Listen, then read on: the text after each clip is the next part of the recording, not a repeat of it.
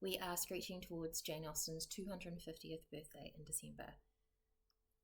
Don't worry, she's not a vampire. She's not still alive. She died in 1817. However, I do have a book about Jane Austen as a vampire. I haven't read it yet, though, so I can't tell you if it's any good. Jane Austen and the Damned by Janet Mullaney. In honour of Jane Austen's 250th anniversary of her birth, here are some little non-facts about her. However, if you're anything like me, you probably already know these. Jane Austen is one of 8 children. Considering lack of birth control, it's actually not a ridiculous number of children for a family during that time period. Her brother had 11 kids, and they don't appear to have had any children die as babies, which is a big deal. She had 1 sister and 6 brothers. She was the second youngest. Her second eldest brother, George, who was named after their father, he had some sort of disability. There are many ideas about what it could be. Some people think he might have been deaf, he might have had epilepsy, and he wasn't mentioned by history. He was completely ignored for a really long time.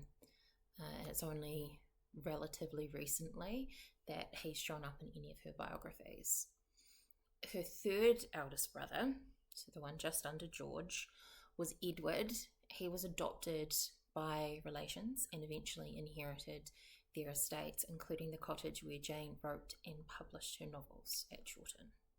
It's often said that Jane Austen grew up in Steventon, moved to Bath, and then to Chawton. What's skipped is that between Bath and Chawton, she lived in Southampton for 3 years. The household consisted of the same people that lived at Chawton: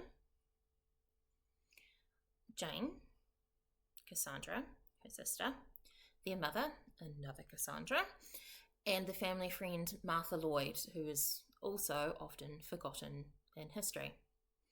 In Southampton, however, this very full house was also added to by Mary, the sister-in-law, the wife of Francis, who was off at sea. The funny thing is, Martha eventually would marry Francis in her 60s after Mary died. Martha Lloyd was one of Jane Austen's closest friends and had a complicated network of relationships within the family.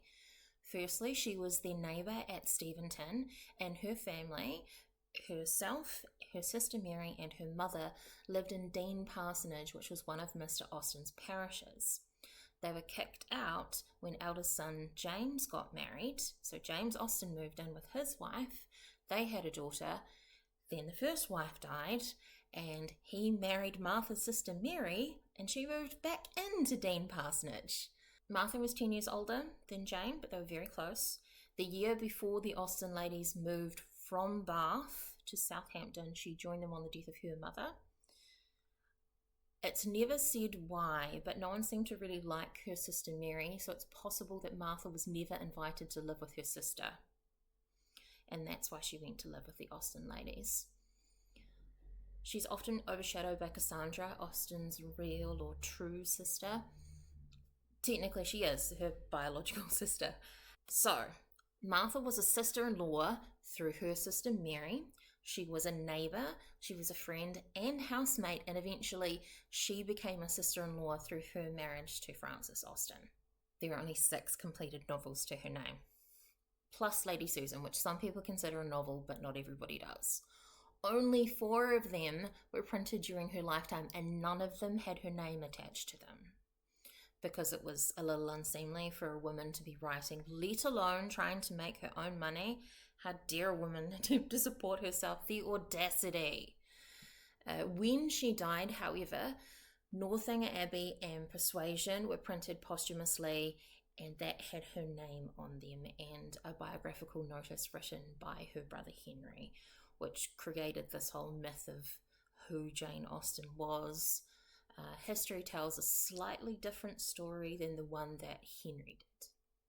Having said that, Henry was really proud of her, so would tell anyone who ever mentioned her novels that his sister was the author, so much so that word got to the Prince Regent. During this time, King George III was suffering with mental illness, so his son, George the Fourth, or was he the second and then the third? The Prince Regent heard about Jane Austen. Apparently he had a copy of each of her novels in each of his residences, which is kind of amazing. Although he never met Jane Austen himself, he got his librarian to meet her. Jane ended up dedicating Emma to the Prince Regent, even though she didn't like him.